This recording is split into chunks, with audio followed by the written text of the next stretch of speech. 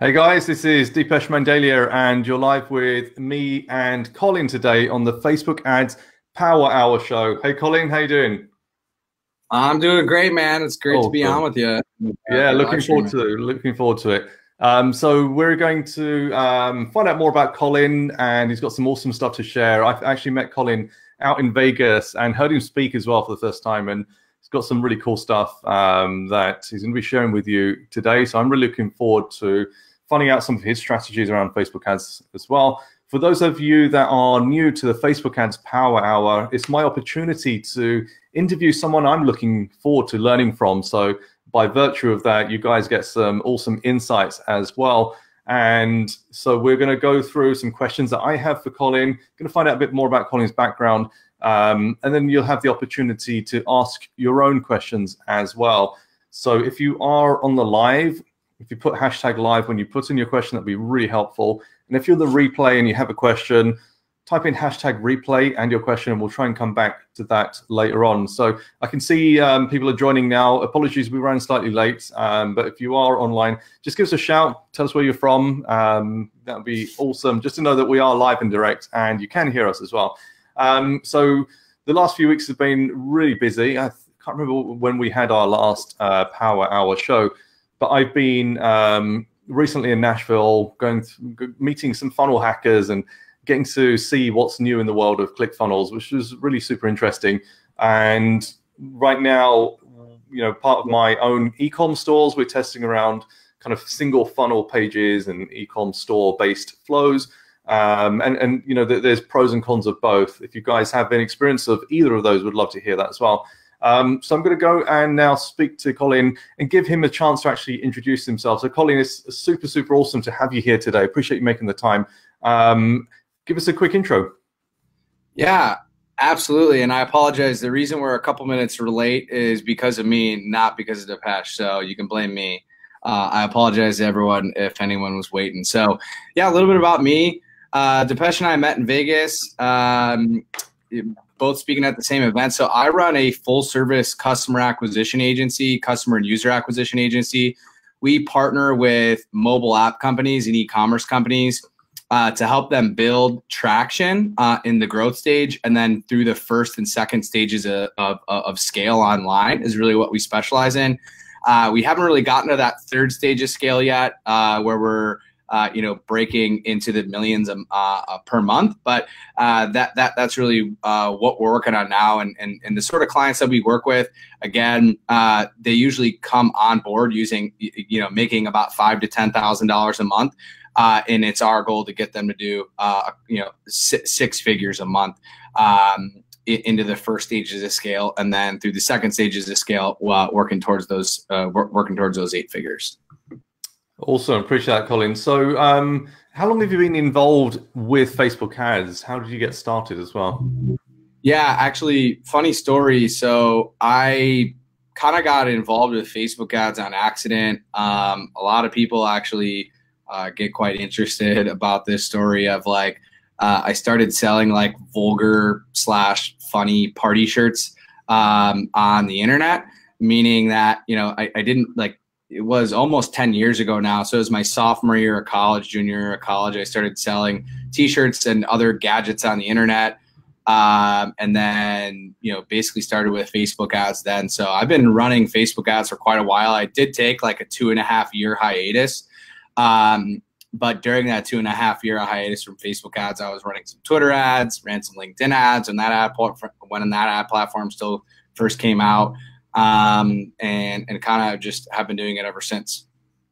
Cool. And how did you get started in e-com? So, it's always interesting to see how people made that kind of switch. Yeah, basically, while I was in college, I started making some funny shirts, and people in my people at school and where I went to college wanted them. Then I realized that they were much better fit to sell online. So I ended up working with someone on Upwork to build a WordPress WooCommerce store when I was a junior in college. So a year after I was in my fraternity house, I started an online e-commerce store and really got involved with Facebook ads then. Cool. I can see a few more people joining. Hey, Paige, if you guys are just tuning in, say hello to us. Give us a shout in the comments. Let us know where you're from as well, where you're listening from. It's quite useful to see what time zones we're playing in. Whereabouts are you actually, Colin? So we have offices in Kansas City, Chicago, and LA. I'm in the LA office currently. Awesome. So you're on PST right now? Correct. Cool. So in terms of like your Facebook ads success, what's been the kind of biggest or most proud account that you've worked on, and kind of what happened with that? So the account that or like the project that we've been most proud of, is that the question? I guess so. In terms of scaling or performance, otherwise. Yeah. Well, we've had a lot of them that we've got a lot of really cool success stories. I think that, a lot of people like to get caught up in, the high return on ad spend clients. Like, we pretty consistently get, 5+ ROAS blended between our top, middle, and bottom of funnel campaigns. But honestly, one of the clients that I'm most excited about right now, and one of the projects that we're actually partnered on. So I think it's worth mentioning to know that, like, our model is actually that we are a full service customer acquisition agency in the sense that we do digital marketing. But really what we actually do is we partner with e-commerce companies, either for equity, rev share, and also a flat rate monthly management fee in some cases, but mostly for equity and rev share on a really long-term basis. So, we're basically just involved in all of the projects as the ownership group is, if we're not already owners. And so one of the projects that I'm most excited about right now is Rural Cloth. It's a clothing company for rural Americans. So it's basically what Wrangler and Levi Jeans was doing in America before they became really popular. So that's really the number one project I'm most excited about right now. The reason I'm most excited about it is because it has a really huge growth opportunity here within North America specifically, but mostly in the United States. And we're starting, like, we've built the brand from the ground up, doing like $0 a month in revenue, all the way now to, doing $65,000, $75,000 a month in revenue from a completely cold start, on really nice, well-branded ads and products, doing everything through the e-commerce store, nothing through like funnels or anything at the moment. And the reason I'm most excited and proud of that project is because we've taken it from like zero to hero. We've got A-list celebrities wearing it, either on stage and or in their music videos, in country music videos. And I'm just proud of it because it's got a really high growth opportunity. And it's kind of currently my baby at the moment. So that's honestly one of the things I'm most excited about. Nice. So just in terms of where people are, so Paige is out in Portland, Rishi's in London. I'm also in London. Mohammed's in Pakistan. We've got Paul from Dallas as well. Cool. So just got a few other comments coming through. So there's a few interesting points you noted there. One was how you manage your contracts in terms of kind of rev share and potentially taking a piece of the business. How do you kind of decide that when you are approached by a client, and kind of, because like I've been in many situations where we've been offered rev share, but you kind of look at how early the product is in its life cycle, and it's a big risk for you as much as the company to give up the percentage. How do you kind of go about deciding? Yeah, great question. I think that, so first of all, we vet our clients often harder than they're vetting us. And what I mean by that is we're looking at how large is the growth potential, first of all, is really the first thing that we look at. If all of our foundational boxes are checked, like, is it an international product? Does it have very wide product market fit? Is it brandable? Is it patented? Right? Can anyone rip us off? Like, is there even a potential for competitors? Those are the things that we're looking at from like a growth side. If you're looking at what we like to do, if you are asking specifically about what we're looking at in order to get started, it's number one, from a foundational standpoint, what is their baseline revenue? Like, what are they doing without any strong marketing? What are they doing without any customer acquisition marketing, right? Particularly, what is the ad spend that the company can commit to us within the first 45 days? What is the profit margin on the product? And are we going to have enough? Are they going to have enough margin after the cost of the fulfilled and shipped product, the customer acquisition cost on the advertising platform, and the 10 to 20% cut that we take? Is it going to be enough to actually scale that thing to full, to full scale? If all of those questions are answered yes, and that we believe there's large product market fit, it's something that we're willing to lose money on internally to take a bet on for 2 months. 60 days is about really where we like to benchmark in order to break into like true profitability and then scale up for there. So we've been building our brand portfolio for almost the last 2 years. We pivoted our agency from the traditional agency model to this performance model about this time last year, and have been building our brand portfolio since then. So now we have really mostly all performance clients that work with us on this model. Okay, so do you find you get more involved in the kind of sales funnel, customer service, post-purchase than you would otherwise by being kind of more invested into the company you're working with? Yeah. So truthfully, the only thing our clients are once you partner with us, the only thing you're responsible is to make sure you never run out of inventory, right? Because if you don't have the inventory, then we can't sell it. We can't make money. You can't make money. And that's what really pisses us off the most. So fulfill, create new products and innovate, and manage customer service and get us content if we can't create it ourselves. Everything else we handle. So price points, design, development, all email marketing, literally everything. So we're gonna coach on everything from profitability to growth to budgeting to projections. Literally everything is handled by our team. So we have a full squad of the best of the best that I could find, from literally from all over the world. And we've kind of created a nice little curated collective of the best customer acquisition marketers we could find. So we have copywriters and video editors and animators and multimedia specialists and designers, developers, as well as media buyers, email marketers, literally everything that you could have in-house, including project managers, strategists, analytics specialists, everything that we do here. Wow, that's pretty impressive. And how long's the agency been running? So we built it February 20th. Was that it? February 20th? February 20th, 2 years ago. So we just turned 2 this month. Cool. One thing you mentioned earlier was getting the product to influencers. What's your process for that? And do you have any platforms in particular or outlets that you use? Yeah. A lot of people are really interested in talking with us on this because basically what we do is we leverage we look to leverage micro influencers for ad creative and for marketing creative. Which is one of the things I'm keen to find out more about as well. Yeah. So really, no, we don't really have any outlined tools that we use, although Cloud HQ is an influencer tool and a Chrome plugin that pulls in all Instagram influencers, whether they be micro influencers or macro influencers. The reason we don't use influencer tools is because if they consider themselves an influencer, we don't want to work with them because we don't have our influencers post for us.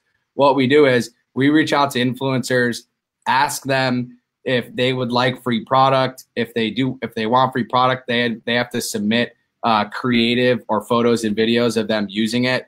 And then we pull those images, photos, and testimonials, images, videos, and testimonials into our ads to run that creative at scale so that it's trackable and reliable. Yeah, absolutely. So do you go through Cloud HQ then for those content pieces as well, or do you have different sources?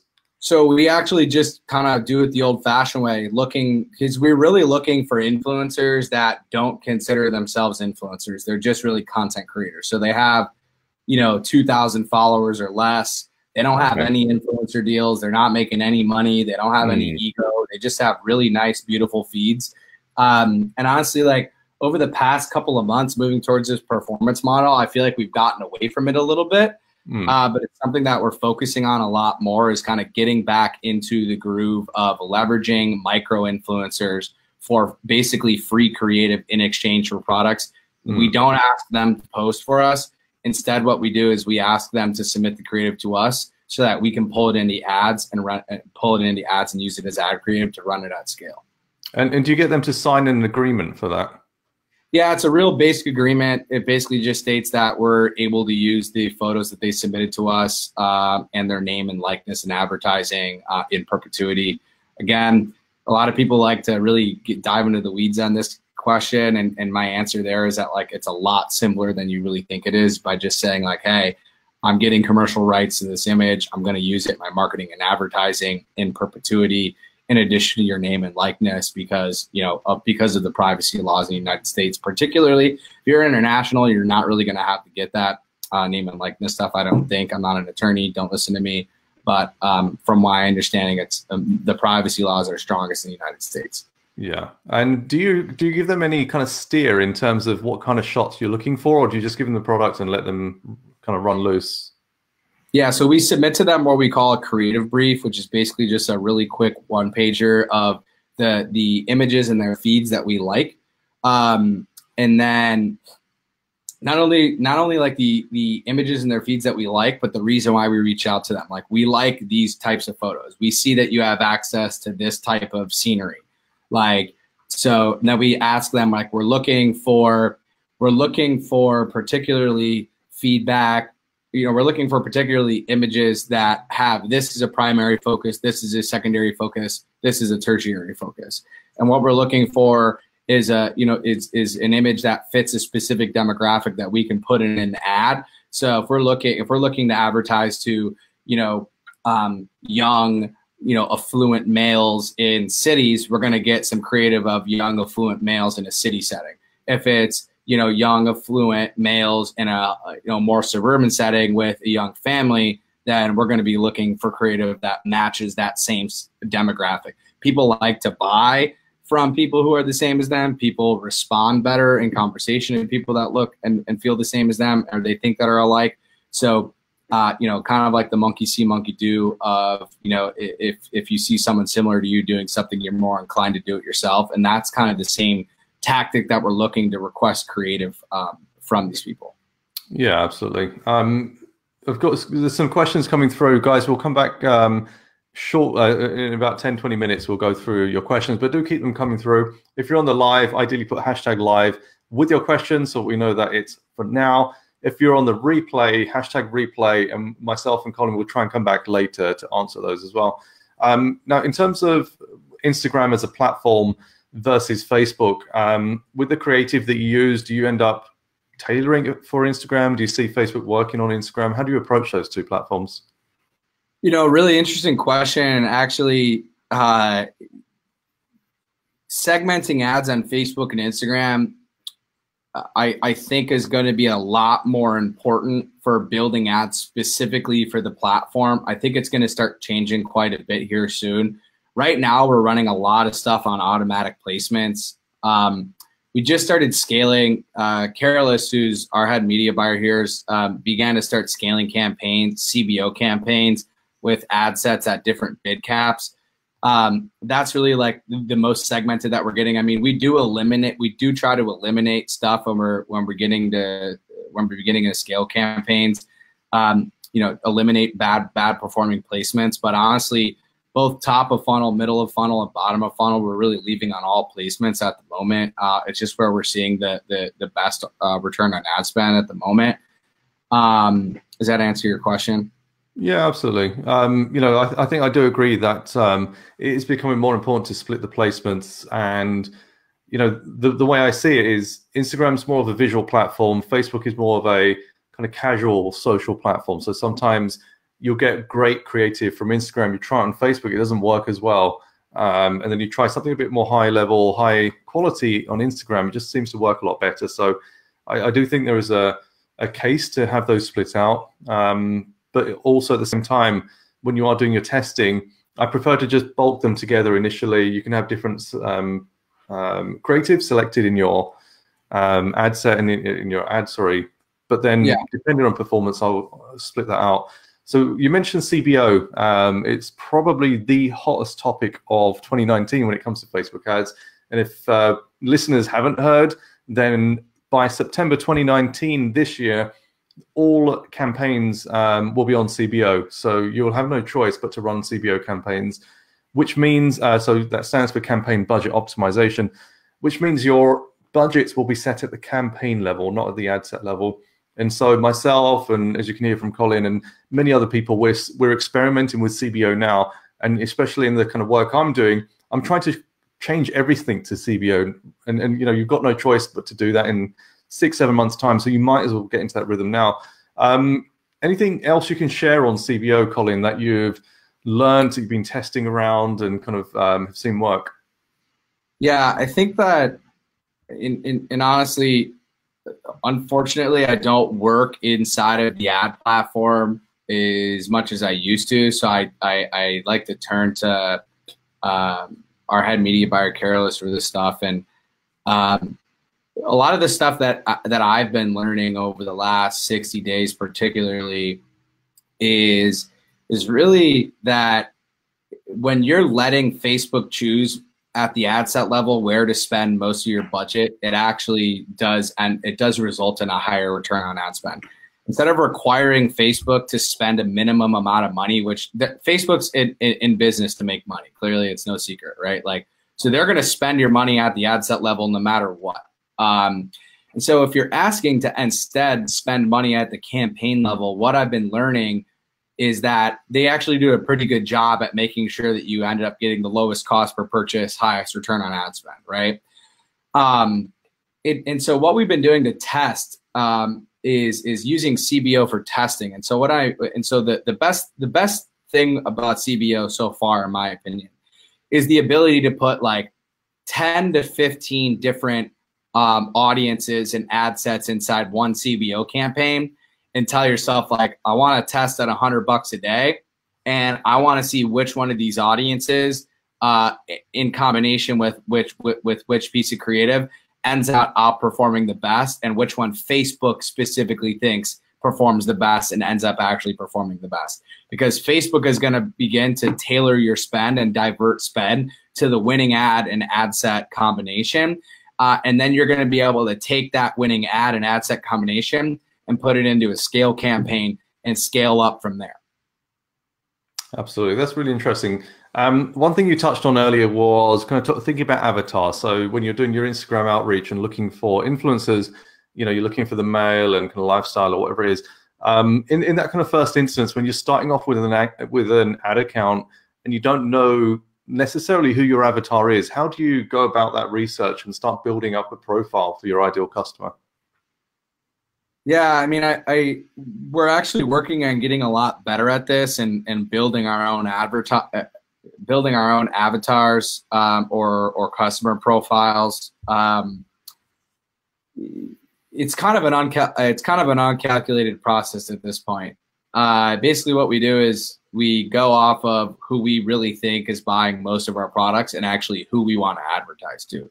Is really the most key part of our process. Is so if we think that, you know, if we think that, you know, younger, you know, affluent males, you know, who ride motorcycles is going to be a part of our, you know, ad targeting, we're going to go after that exact same demographic. So we're going to build our avatars around who we want to advertise to, not necessarily who's already buying from us, because we want to build the need and create new customers instead of capitalize. We like to capitalize on the success we're already having, of course, but we are also looking to advertise and build success for avatars or customer profiles that we don't think we're having very much high impact on. Does that make sense? Yeah, absolutely. One of the questions I get for ecom quite often, and I'll be keen to hear your viewpoint, is what kind of AOV range works best with Facebook ads? Yeah, actually, the reason I was a couple minutes late is because I was just talking with another e-commerce founder who's been on Shark Tank, and they're doing quite well without any marketing. But I told him that, like, just with the cost of worldwide CPMs, even at this point, for the type of product, if it's like a branded product, not just like a really high margin product, you're going to want to be at like a $36 AOV minimum in order to survive. And the reason why I say that is because, like, anything below $36, basically like $35 and down, it's really, really, really tough to get to, you know, a blended 3 ROAS at the account level, right? Now, is it possible to make a business work that doesn't have a $35 return, you know, AOV? Yes. But I just think that you're setting yourself up for way more success with above a $35 AOV. So 36 and up, in my opinion. Yeah, I agree. Got some questions coming in. We'll go to the questions shortly. What does day-to-day look like for you, like right now, and the kind of things that you're both kind of doing but are interested in as well? Yeah, so day-to-day for me currently is wake up. My first meetings are usually at 7:15 or 7:30. Today was at 7 a.m. I get to the office around 7 a.m., 7:15, whenever that first call is. I sit down in the seat that I'm sitting in right now, and I take my 7 or 7:15, 7:30, whatever it is. And then we have a company-wide stand-up at 8 a.m. Pacific time with our Kansas City and Chicago offices. That's when we're going to go through what we call our morning call thread. So it's 10 topics or agenda items that anyone on the team thinks that at least half of the team should get involved on. Okay. So let's say that we have a client that is starting a really big promotion or needs to fire sale some inventory, and or email automation needs to be revamped, or, you know, new creatives and or new products are coming available. So or something, you know, the person that's in charge of that and should be telling the rest of the team puts it there. So we go through one by one every morning at 8 a.m. and basically create our agenda. Then we go through what's called our client health dashboard, which is basically like green, yellow, red. It looks like a stoplight board, a dashboard of all of the channels and all of the clients in rows and all of the channels in columns. So media buying is either red, yellow, green. Email marketing is either red, yellow, green. Red means needs attention. Yellow means in progress. Green means good. And really, we start our day by those 2 calls. Now, I'm basing pretty much the rest of my day and my week based on what needs to be accomplished through those 2 calls. So my team, my job at this point in time is to support and service and make sure that my entire team has what they need to do their best. So I'm making sure that my media buyers have the correct strategy. I'm making sure that my email marketings have the correct strategy. I'm making sure that everyone has what they need to succeed. And that's really what my day looks like now. I'm just of service to my team at this point in time, of service to clients. So, you know, I do still roll up my sleeves and get my hands dirty with a lot of the marketing work and strategy level work. In fact, I still serve as strategist for a small handful of clients, but really what my day-to-day is just making sure that my team has what they need to succeed and making sure that we have the organization, the system, and processes in place so that we don't fail. Cool. And what motivates you each day to kind of keep going and keep pushing? Yeah, I mean, I think some of the stuff that motivates me the most right now, I mean, other than the cliche, you know, family and friends and having fun and enjoying it and having the monetary wealth and abundance to go and do whatever you want and travel, honestly, like the stuff that really makes me tick and that I like the most is the vision of just like the growth. Honestly, like I kind of see money as a scorecard. Actually, the past like week or so, we've been like, you know, I have the Shopify app on my phone, of course, and I'm always like saying like, what's the score of Rural Cloth? Like not like what was the revenue for the day, like what was the score, right? Did we beat yesterday's score? Did we do better than we did the week before or the month before? You know, I kind of see as like the competitor score is what's going on in my ad account. How much did I spend? How much did we spend? And our score is what the revenue is. And so honestly, the stuff that really makes me motivated is, in my opinion, you know, I read the book The Subtle Art of Not Giving a Fuck. And if you haven't read that book, I really recommend that. That's a good book for really anyone. And not just entrepreneurs, not just people who are motivated, but just people who want to get a little bit more enjoyment out of life. And I realized that like the hustle or the grind or entrepreneurship in general, like it's really not worth it unless you're kind of really enjoying the process. And so I like to enjoy the current score of what's going on, right? Like, what is the score? And am I having fun doing it? As you can see, I'm already smiling just talking about it. Like, I think we've been doing really good recently. Like, are we doing better than the day before? Are we doing stuff that I'm proud of? Are we doing stuff as a company that I'm proud of? And is it a part of the vision for us to do hundreds of millions of dollars in the next couple of years?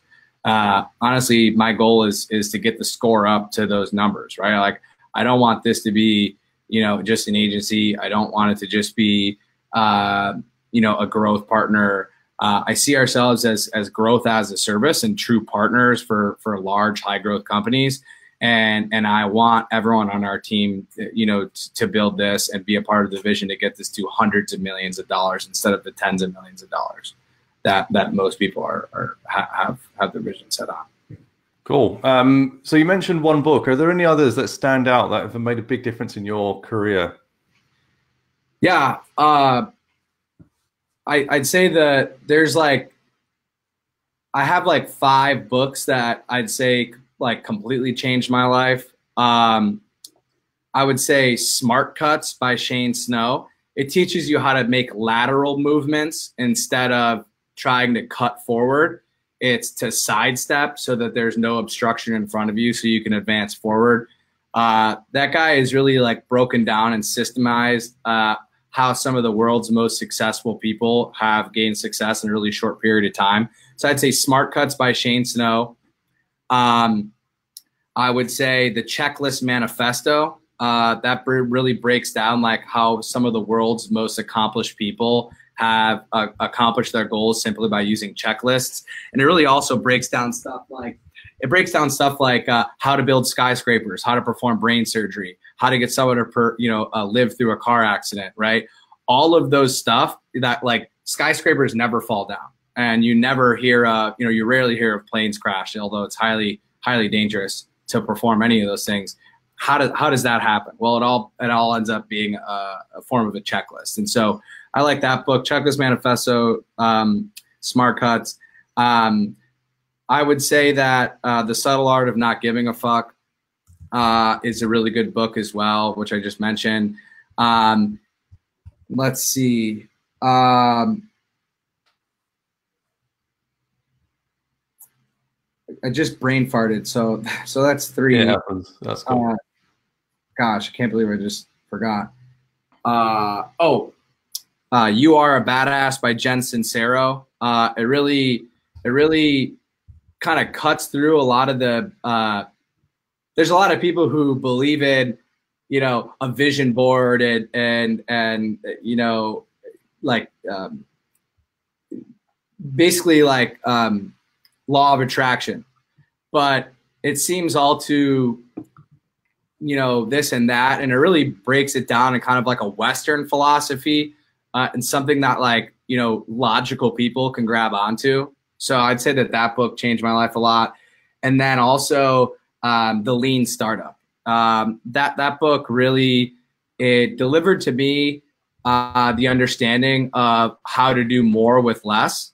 And honestly, it paved the road for me to build what we currently have right now. And the last 2 years for us to do what we've done with so little, I really would give a lot of that credit to what I learned in the Lean Startup. Awesome. We're going to go into questions now. So I've seen some questions come in. I'll go and read those off. But if you have questions for Colin on anything from kind of agency management, building a team, quite a substantial team across different offices, right through to kind of what he's doing in the growth marketing and kind of Instagram field as well. One question I have is, so you've chosen to go for the fixed office option as opposed to kind of remote working, but you've also, like I recall, I think you brought someone over from Lithuania, I think, when we were in Las Vegas, and he actually attended the event. And that seems to be working for you, just bringing the best people from around the world into the US. Yeah, unfortunately, Karolis has to go back to Lithuania on Thursday. He's actually sitting across from me right now, but we're working on getting him back long term. He's been here for almost 2 months now and has visited our team previously in Chicago. So yeah, we do have a more of a fixed office atmosphere. However, there are some team members that do have to work remote. Now, the systems and processes that we've built to start and structure our day, week, month, and year, and the way that we designate tasks amongst the team and our project management is what allows us to have a distributed team. Now, the distributed team model is tough because it's kind of a double-edged sword. I think it's very, very, very possible to have an extremely lean and efficient and highly successful team. But in order to break out of what I would call like traditional success into the far edge of the bell curve and be down in the best of the best, I truly think that there's a lot of required camaraderie, meaning that it takes, me being in the office with Karolis every day and or all of my people who are the best of the best at what they do to really feed off each other in an in-person environment at least semi-regularly in order to really motivate each other to break through out of traditional success and into extraordinary success. I think it takes camaraderie. And one of the things that we've really done a really good job of is making sure that everyone on the team not only has the systems and processes and support that they need and the organization that they need, but also build that camaraderie. So we do have an annual summit in Chicago, all of our offices, all family members. And we really treat that as not just like a time for employees and team members to get together, but honestly a time for significant others to really see what we're building and share the vision and be just as excited. Because ultimately, if your wife, a girlfriend or husband or boyfriend doesn't believe in what you're doing and doesn't see, the need for you to be on your laptop at 10 a.m. at 10 p.m. on a Thursday night every once in a while, and or be glued to your phone looking at the score all the time, it's just going to get in the way. But instead, we befriend wives and girlfriends and husbands and boyfriends to be a part of the vision and to share what we're building. And so we do have a distributed team, but we do have a really big focus on camaraderie and team building, and just having those systems in place so that everyone can kill it at what they do. Love that. Absolutely. There's a question from Mohammed. So what is your strategy running ads from scratch with a new pixel? So I guess a new account. How do you kind of manage new accounts?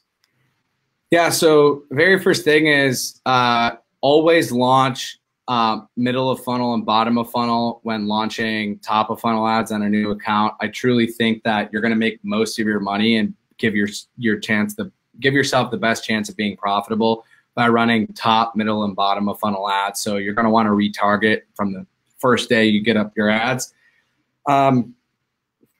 It's really tough for me to comment on this because it sounds like a drop shipping question. Honestly, we don't really, we start basically with all interest audiences. I think maybe I'd say that, what would you say, like 15, 20% of our campaigns use lookalike data?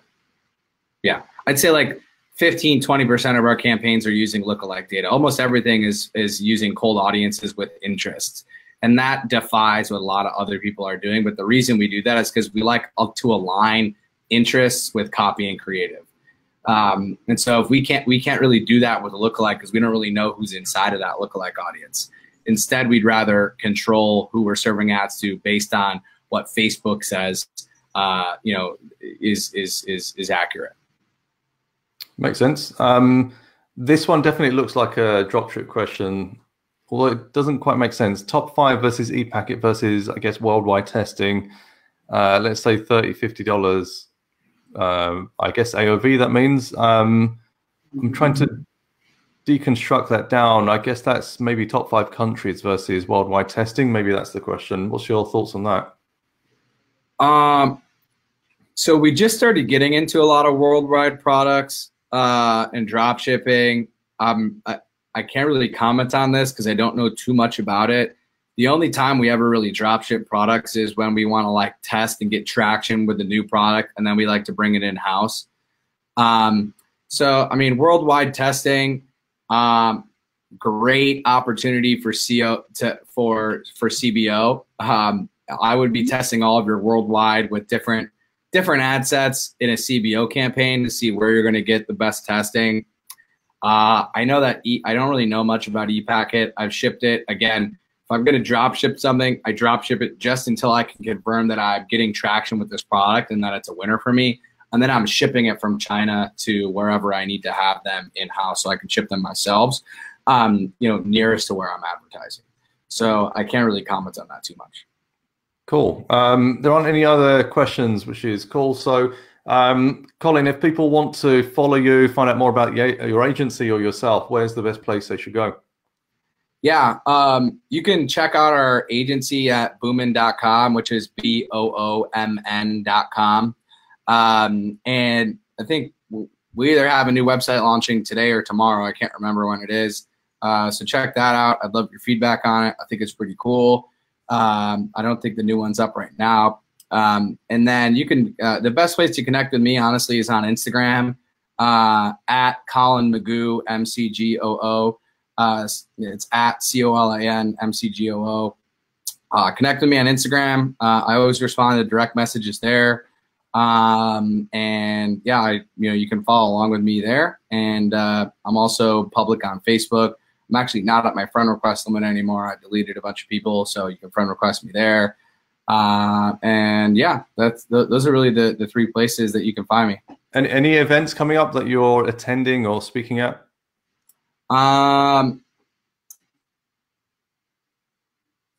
Yeah, I just can't remember where they are and what they are. Cool. Well, find out from Colin on his Instagram profile. Exactly. Cool. Appreciate your time today, Colin. Have a great day out in LA. Guys, appreciate you joining us for the live. Follow Colin online. Check out his agency's website as well. And we'll be back in a few weeks' time for the next Power Hour. Thanks, Colin. I'll speak to you soon. Absolutely, man. Thank you, guys. Man. Appreciate it. See ya.